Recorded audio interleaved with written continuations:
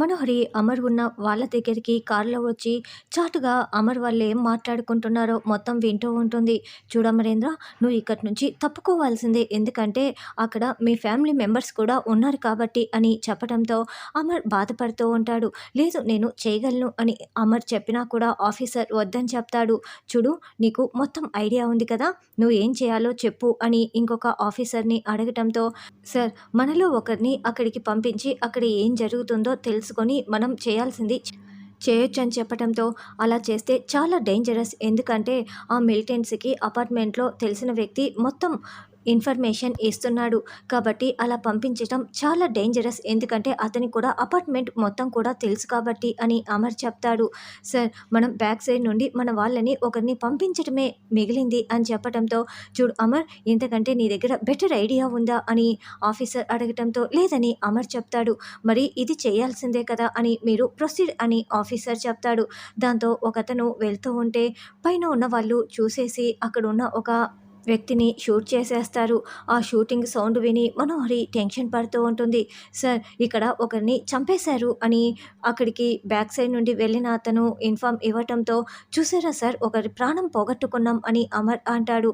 సరే అమరేంద్ర, నీకే వదిలేస్తున్నాను. నువ్వు చేయగలిగింది చెయ్యి. ఒకవేళ నీ వల్ల కూడా కాకపోతే వాళ్ళ నెగోషియేషన్స్ని మనం మొదలు పెడదాము అని ఆఫీసర్ చెప్పడంతో, అప్పుడే తీవ్రవాద్ దగ్గర నుంచి అమర్కి ఫోన్ కాల్ వస్తుంది. ఏంటి అమరేంద్ర, మేము వెళ్ళటానికి రూట్ క్లియర్ చేయమంటే మీ వాళ్ళని పంపిస్తావా? అయితే ఈసారి నీ కూతురుతోనే మొదలు పెడతాను. ఇప్పుడు ఒకరి ప్రాణం పోయింది కదా, ఈసారి నీ కూతురు ప్రాణం తీసేసి అక్కడి నుంచి ప్రతి 5 నిమిషాలకి కూడా నేను ఒకరిని కిందికి చంపేసి పంపిస్తూ ఉంటాను. నీకు ఇచ్చిన సమయంలో 5 మినిట్స్ పూర్తయిపోయాయి. నేనిచ్చిన సమయంలోపు నువ్వు నా రూట్ క్లియర్ చేయకపోతే ముందు నీ కూతురే చస్తుంది, జాగ్రత్త అని చెప్పి ఫోన్ పెట్టేస్తాడు. మళ్ళీ కాసేపటికి ఫోన్ చేసి, ఏంటి అమరేంద్ర, నీకు ఇచ్చిన సమయం పూర్తి అయిపోయినా కూడా నువ్వు ఏమీ చేయటం లేదు. కింద నువ్వేం చేస్తున్నావో నాకు అర్థం కాలేదనుకుంటున్నావా? ఇదిగో నీ కూతుర్నే చంపేస్తున్నా అని చెప్పడంతో, రేయ్ అంటూ అమర్ ఫోన్లో అరుస్తున్నా కూడా తీవ్రవాది ఫోన్ పెట్టేస్తాడు. రేయ్, ఈ పిల్లని కాల్ చేసేయరా అని అంజు తలకి రివాల్వర్ని గురిపెట్టి ఆ తీవ్రవాది ఆర్డర్ వేస్తూ ఉంటాడు. వెంటనే రివాల్వర్ పేలిన సౌండ్ రావటంతో, అమ్మా అంజు అంటూ రామ్మూర్తి, బాగి అందరూ కేకలు పెడుతూ చాలా షాకింగ్గా చూస్తూ ఉంటారు. మళ్ళీ బుల్లెట్ సౌండ్ వినపడటంతో కింద ఉన్న అమర్ వాళ్ళు చాలా కంగారు పడుతూ ఉంటారు. అప్పుడే పైనుంచి మనిషిని మూట కట్టేసి కిందికి విసిరి పడేస్తాడు. ఆ మూట అంతా కూడా రక్తంతో నిండిపోయి ఉంటుంది. సార్, మూట కింద పడిపోయింది సార్ అని అమర్తో సహా మిగతా సోల్జర్స్ అందరూ కూడా ఆ మూట దగ్గరికి పరిగెత్తుకుంటూ వస్తారు. వెంటనే మూటని ఓపెన్ చేసి చూస్తే అందులో వేరొక వ్యక్తి ఉంటారు. వెంటనే మళ్ళీ తీవ్రవాద్ దగ్గర నుంచి ఫోన్ కాల్ వస్తుంది. ఏంటి అమరేంద్ర, నీ కూతురు అనుకొని చాలా భయపడ్డావా? నేను నిన్ను డిసప్పాయింట్ చేశాను కదా, ఈసారి మాత్రం డిసప్పాయింట్ చేయను. నన్ను 5 మినిట్స్లో ఇక్కడి నుంచి మాకు వెళ్ళటానికి రూట్ క్లియర్ చేస్తే సరే, లేకుంటే నెక్స్ట్ నీ కూతురు శవమే కిందికి వస్తుంది అని వార్నింగ్ ఇచ్చి ఫోన్ పెట్టేస్తాడు. అమరేంద్ర, ఆపరేషన్ దివాళీని ఇంతటితో ఎండ్ చేసేద్దాం. వాళ్ళని ఇంకోసారి పట్టుకోవచ్చు. ఇప్పటికీ వాళ్ళని వదిలేద్దాం. నీ ఫ్యామిలీ కూడా అక్కడే ఉంది కదా అని ఆఫీసర్ చెప్పడంతో, లేదు సార్, సిటీ మధ్యలోకి వచ్చి వాళ్ళు ఇంత విధ్వంసం సృష్టిస్తూ ఉంటే వాళ్ళని ఎలా వదిలేస్తాను? ఇంకాసేపట్లో ఆ నలుగురిని కూడా పట్టుకొని నేను మీ కళ్ళ ముందర నిలబెడతాను. నేను చూసుకుంటాను అని అమర్ చెప్తాడు. అది కాదు అమర్ అని ఆఫీసర్ చెప్తున్నా కూడా, వదిలేయండి సార్, నేను చూసుకుంటాను, వాళ్ళని వదిలే ప్రసక్తే లేదు అని అమర్ చెప్తాడు. చాటుగా ఇదంతా చూస్తున్న మనోహరి వెంటనే తన కార్ దగ్గరికి పరిగెత్తుకుంటూ వెళ్ళి తాను తీసుకొచ్చిన రివాల్వర్ని పట్టుకొని మళ్ళీ బిల్డింగుల మధ్యలో దాక్కొని బాకీ ఉన్న అపార్ట్మెంట్ వైపు షూట్ చేస్తుంది. దాంతో లోపల ఉన్న తీవ్రవాదులు, రే, వాళ్ళు షూటింగ్ మొదలు పెట్టినట్లు ఉన్నారు, మీరు కూడా మొదలు పెట్టేయండి, ఒక్కరిని కూడా వదలకూడదు అని తీవ్రవాది ఆర్డర్లు వేస్తూ ఉంటాడు. అప్పుడే అమర్, రాథోడ్, ఎక్కడి నుంచి గన్ సౌండ్ వినపడింది, ఎవరు షూట్ చేసింది తెలుసుకో అని అనడంతో, అందరినీ కనుక్కొని నో ఐడియా సార్ అని రాథోడ్ చెప్తాడు. ఎవరై ఉంటారు అని అమర్ ఆలోచిస్తూ ఉంటే అప్పుడే తీవ్రవాదులు పైనుంచి ఇక కాల్పులు మొదలు పెడతారు. దాంతో అమర్ పరిగెత్తుకుంటూ ఆ బాంబుల మధ్యలో ఆ షూటింగ్ బుల్లెట్ల వర్షంలో పరిగెత్తుకుంటూ బాగి ఉన్న ఫ్లాట్ దగ్గరికి వెళ్తారు. అయ్యో, అమర్ వెళ్ళిపోయాడు, ఇక ఆ బాగిని కాపాడేస్తాడు, నా ప్లాన్ అంతా ఫ్లాప్ అయిపోయింది అని మనోహరి టెన్షన్ పడుతూ ఉంటుంది. ఈ లోపల చిత్ర దగ్గర నుంచి మనోహర్కి ఫోన్ కాల్ వస్తుంది. చూడు, అపార్ట్మెంట్లో ఉన్న అతని ఫోన్ నెంబర్ నీకు సెండ్ చేశాను, నీకు ఏం కావాలో ఆ ఫోన్కి ఫోన్ చేసి చెప్పుకో అని చెప్పడంతో అలాగే చిత్ర అని ఫోన్ పెట్టేసి ఆ నెంబర్కి కాల్ చేస్తుంది. ఇక ఆ ఫోన్ నెంబర్ ఆ తీవ్రవాది దగ్గరే ఉంటుంది. చూడు, అమర్ ఆల్రెడీ అపార్ట్మెంట్ లోపలికి వచ్చేస్తున్నాడు. అమరేంద్ర భార్య పిల్లల్ని నువ్వు చంపి పడేసేయ్ అని మనోహరి చెప్తుంది. నువ్వెవరు అని తీవ్రవాది అడుగుతూ ఉంటే, అవన్నీ నీకనవసరం.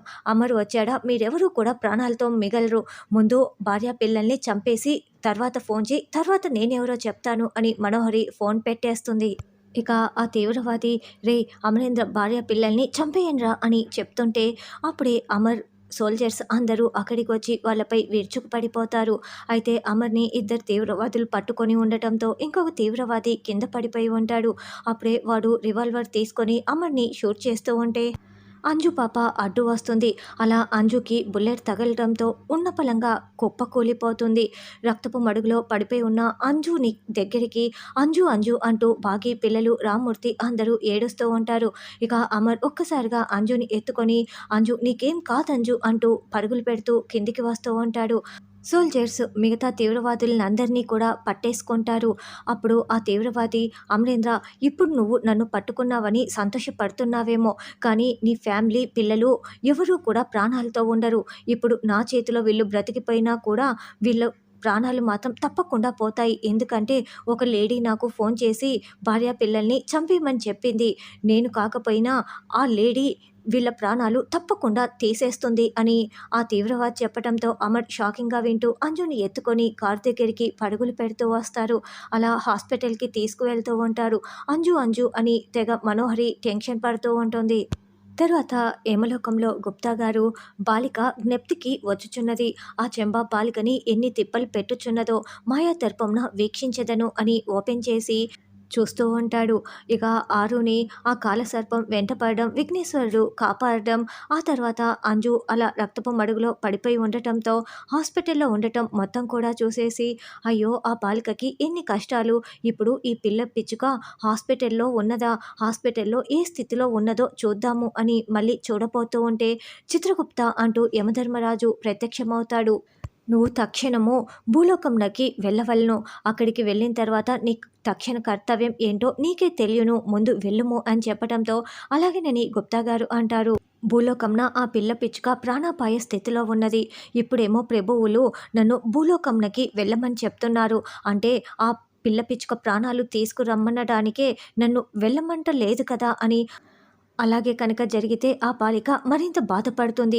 ఎందుకైనా మంచిది ఆ పిల్ల పిచ్చుక ఎలాంటి పరిస్థితిలో ఉందో మళ్ళీ మాయాదర్పంన చూస్తాను అని ఓపెన్ చేస్తూ ఉంటే, ఎన్నిసార్లు ఓపెన్ చేయాలనుకున్నా అది తెరుచుకోదు. అదేమిటి, ఎందుకు ఇలా తెరుచుకోవటం లేదే అని గుప్తా గారు ఆలోచిస్తూ ఉంటే అప్పుడే యమధర్మరాజా అక్కడికి వచ్చి, నేను వెళ్ళమని చెప్తే ఇంకా వెళ్ళలేదా అని అరవటంతో అలాగే ప్రభు అంటూ చూడకుండానే అక్కడి నుంచి బయలుదేరి వస్తూ ఉంటారు. తర్వాత అంజుని తీసుకొని హాస్పిటల్కి వచ్చి, బుల్లెట్ ఇంజూర్ అయింది, త్వరగా ట్రీట్మెంట్ స్టార్ట్ చేయండి అని అమర్ చెప్తాడు. దాంతో ఐసీయూలో ట్రీట్మెంట్ జరుగుతూ ఉంటే బాగి అమర్ వాళ్ళు ఏడుస్తూ ఉంటారు. అంజుని కాపాడమని బాగి దేవుణ్ణి వేడుకుంటూ ఉంటుంది. ఆరు కూడా అక్కడికి వచ్చి ఇదంతా చూస్తూ ఏడుస్తూ ఉంటుంది. తర్వాత మనోహరి దగ్గరికి రణ్వీర్ వస్తాడు. మొత్తానికి మనం సాధించాం మనోహరి అని రణ్వీర్ అంటాడు.